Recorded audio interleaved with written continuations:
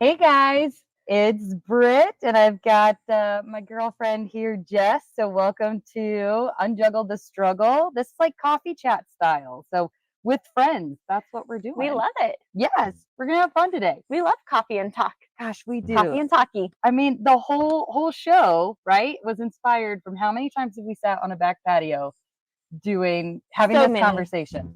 So many chats We just didn't record about it. life in general, just not recorded. I know. And so many things that you've been so vulnerably willing to share with me, they have shaped my life. You're one of those people for me who you make me a better mother. You make me a better friend. You make me a better wife. And I'm just so grateful for you. And thank you for being so brave to be here on the show with me. Well, thanks for having me. I'm super excited. I just love supporting you in this journey, and you're the best. You're rocking it and killing it. Thank you, ma'am. So you're very inspiring to me. Thank you. Thank you. Why don't you tell everyone a little bit about you? Who are we talking to today? So my name is Jess. I was born and raised in Southern Colorado. I came just from a middle class family. My dad was a team roper, and my mom was a teacher.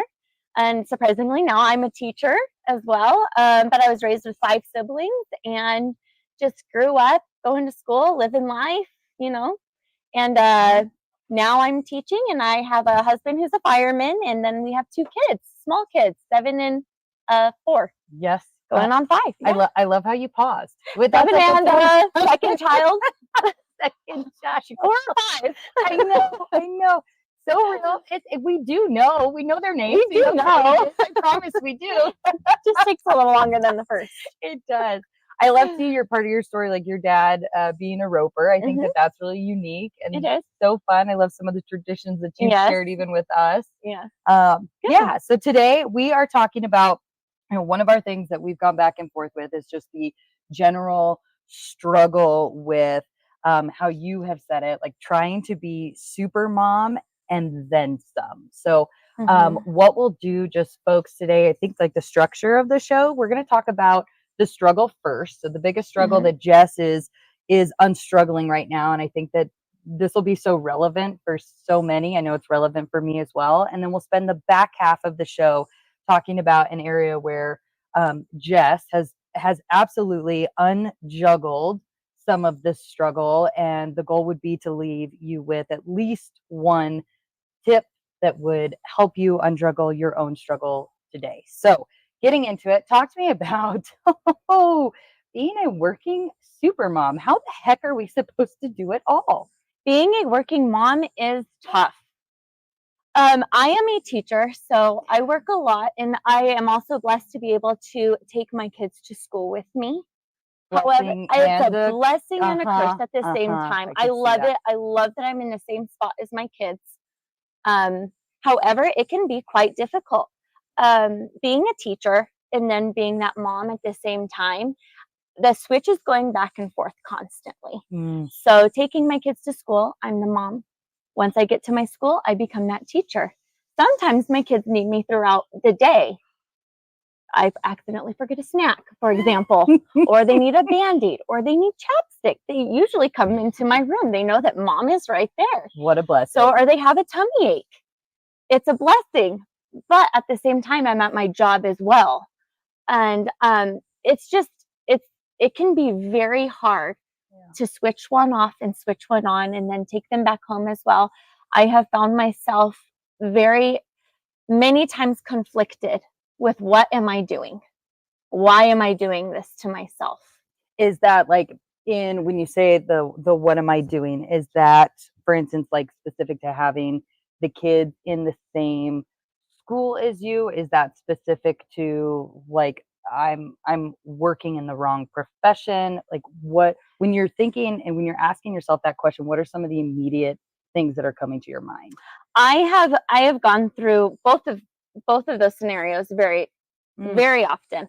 I have thought and contemplated and thought maybe I shouldn't have my kids in my school with me. Maybe I should go take them somewhere else. But I work in an amazing school.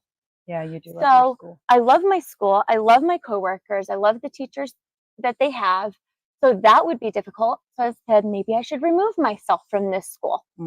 But again, I love the school I'm at. So it's like, who's going to give up what here? Maybe I should give up my job to be that mom. I know that we have all thought about that as working moms. Can we take that back seat? Can we stop working and just focus on being a mom? For some people, that's very much possible. It's more than possible. We all, many of us have done that, put our career aside to become that mom. Yes. Like I said before, though, I am blessed to be the mom and be able to be at my job. It is just rather a little bit difficult.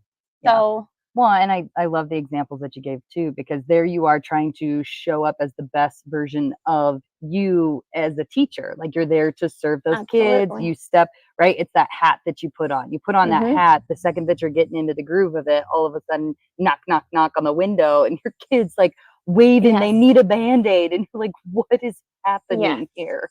Yes, it can be quite challenging. And then another issue that I faced is just the time for myself as well. So becoming a teacher and being that throughout the day being teacher, but then first part and end of the part of the day being that mom. So I also think that your mental health is just as important, especially if you're trying to balance both being a working mom and a mom. What do you, I'm curious, like during lunch, do you eat with the other teachers? Do you eat with your kids? No, I definitely don't eat with my children. I do. We do get about a 25-minute lunch break. So I actually exit my room. So I take that step from being that teacher as well, and I get that 25 minutes, and I go in the lounge with other teachers. Nice. And it's important to communicate with other adults. Yeah. We're around kids all day, so we like to kind of talk with other adults. Makes sense. I do get the 25 minutes in the day to not that part talk of with that students or children. Mental health type of thing, making sure that all parts of you are being served. I love this perspective that you're bringing forth, because I think that this happens a lot with, for instance, like coaches, you know, anybody. I know Shane actually experienced this when he was just coaching our son for football, and he wanted to be the coach there to serve, but then also had the, gosh forbid he wasn't giving our son all of the attention, because then it was, you don't love me. Yes. And so, because they don't understand how to go back and forth, I think too, I imagine to some degree, maybe daycare providers probably feel like similar. I think, teachers, I think you guys are in a unique role. Yes. And I've often found my times just kind of asking other teachers who are moms as well. And a lot of the teachers at my school have older kids now. And they worked while they brought their kids to school as well. So I have found myself, how did you do this? How did you do this? Because a lot of times after school, my kids come into my room after school. So after I teach, the bell rings at 3:00. My children come to me immediately. While you're still actually at working? 10 minutes before. Yes. Okay. So normally. You still have still have another hour, 2 hours of actual work while your children are sitting in. Yes. So when that bell rings, my own children enter with my students in the classroom as well. So trying to juggle getting them their snack or getting homework out, and then dismissing my other students. But then after that, a lot of times teachers, we do our planning, we do our printing, we make our copies.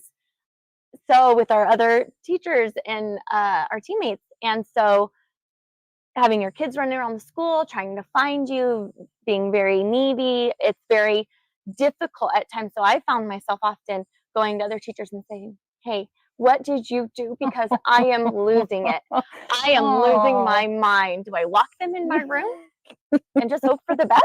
Throw an iPad at them, right? And sometimes we do. And I try. I do. I put the cartoon on the board, and hopefully that'll keep them for a little bit. Yep.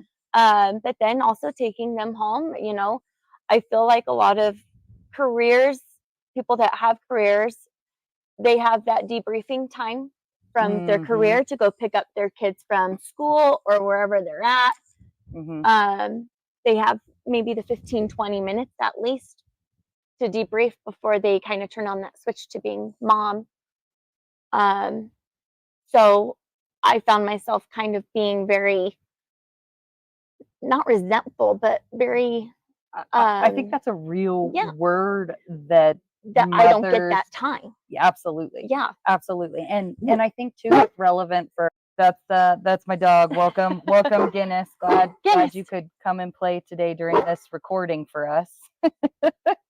Hashtag real life, guys. Yep. Hashtag real life. We got dogs. We got dogs. That's right. We got dogs. Well, and I think it's really relevant, for instance, like for all the parents working from home too. I know that's something that we've struggled with is just setting those boundaries at home because, right, I literally go from my office to the second that door swings open, the family's there. And what I used to have in a commute, and I'm not saying I would trade working from home for anything, Right.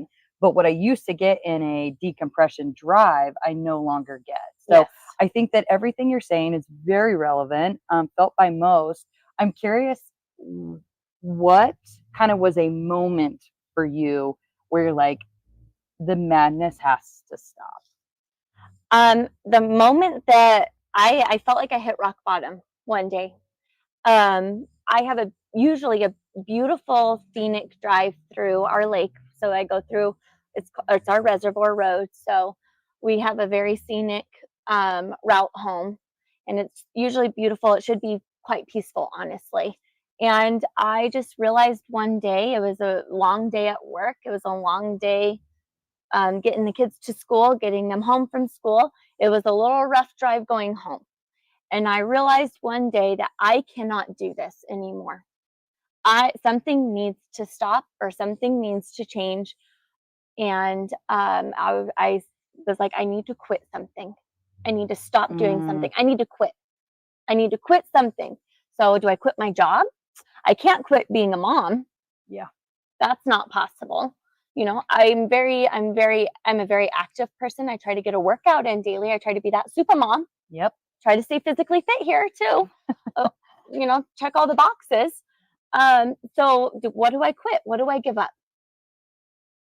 And it was a long drive home with the kids arguing. I was crying. They were crying. Everyone's crying, losing their mind. And I come home and I tell my husband's, like I said, a fireman, and it was his off day, and he was here at home waiting for us to get home. And I came home and I said, I can't do this anymore. You were done. I need to quit something. Do I quit my job and just be mom, drop them off at school and go pick them up? But being at home and staying home while my kids are away, I realized after communicating with my husband that probably wouldn't make me happy either. Yeah, right. We're so willing to sacrifice. I mean, we have to assume to some degree our careers, I think, especially with a teacher. I mean, the time you have invested to be the teacher that you are, that can only come from a place of love and genuine, like that's a happy place. Like I said, I came from my mom being a teacher. She had an amazing career. She loved her job. She always encouraged me to be a teacher. I wanted to be a teacher since I was young. When I went to college, I know exactly what I wanted to be, and here I am, a teacher, and I find myself excelling in that profession. Yes, absolutely. I excel in being a teacher. I love it. In teaching children, making them happy. Yet you found yourself literally going, okay, I'm willing to give this piece of myself up because not even because it's too hard, but almost because it just flat out feels impossible. Yes.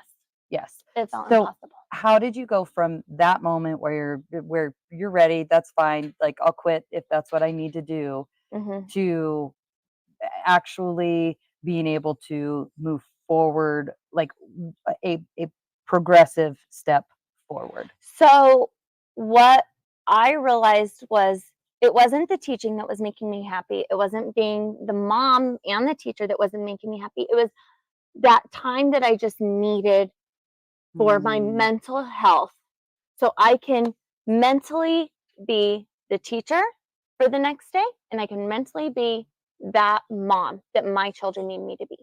I need kids that need me to be a teacher, and I need my kids that need me to be a mother. And I also need to be a wife that my husband needs me to be as well. Yep. So we came up with a good solution, and the rest of the year it worked out. This was probably in January that I felt this way.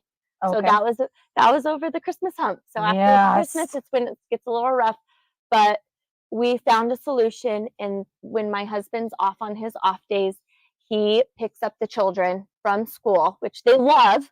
They love being a pickup. So I could get that extra 45 minutes and the 20-minute drive home. Huge. That 45 minutes for me to be the teacher, make my copies, do my planning. Yes. And then that 20-minute beautiful scenic drive home. I love that you had this moment where you're at your low point. Mm-hmm. It would have been so easy to just knee-jerk reaction. I feel like I have to quit one or the other. But instead of that knee-jerk reaction, Mm-hmm. it's a communication that takes place with your husband where you guys kind of dissect, okay, what's really happening Mm-hmm. here? Let's avoid any knee-jerk reaction. What's Mm-hmm. really happening here? Let's get to the root cause. Yes. I think that's so important. Yes. I don't I know I have struggled with just needing to make a decision, and so I press forward sometimes without Mm-hmm. actually identifying root cause. So Right. I just think that was beautiful. And then you were able to say, okay, the thing I need most, how do I address root cause, is I create this space and this time for myself. And now you get this beautiful, peaceful drive. I do. Let's be honest, your children are happier because they're not sitting in the classroom. Exactly. And they are. They're very happy to see their dad when he's off. We contemplated, we're like, well, that's going to be more gas because we're about 20-minute drive from our elementary school. But you know what? The extra drive with one extra car going out, that 20 minutes, it's worth every little mile and gas in the tank, because it makes me better. It makes me feel better.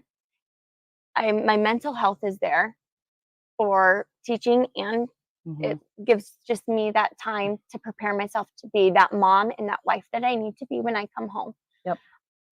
Giving up teaching, I can give it up, but because it is a job. It is a job. It is. At the end of the day, that is what it is. However, I do feel my best when I am teaching and in the school with students, with other teachers. I love collaborating. I love teaching. Oh, gave me goosebumps. You can tell, like, that's a piece of it. So yes, while it is a job, it is more than that. And it is what I do. It is not who I am, but it is something I do, and it's something I love to do. It's something you do dang well. Thank you. Yes. Okay, so I love this. Thank you for sharing this moment where you were unjuggling this struggle. Now, let's clarify, right? We all still have lots of struggles, and hence there will be many more episodes with how do we be super mom and manage it all, and then some. Yes. I would love to, just so you had talked about obviously creating this time for yourself, how important that is. What is something else, an area that you feel maybe you've unjuggled your struggle a little bit, and share a story about that? I think the area that I've unjuggled is just being able to find my space. Finding my space and giving myself grace in this whole process. That's your tagline now. It is. But give me space and your grace. And my grace. Yes. So I think that's super important. Give yourself that time. I think your mental and physical well-being is what's most important. Yeah. Especially to, I think, for those professions where you just have to be intentional about creating it, though. Like for the work from home, for the entrepreneurs, for the on-call roles. Absolutely. I mean, all of that. Right. Now, what about, so we've talked about, you've inspired me with my physical health. And that was one of the very first things I actually remember about our friendship. That's kind of where some of it started, is I meet this girl at the firefighter ball.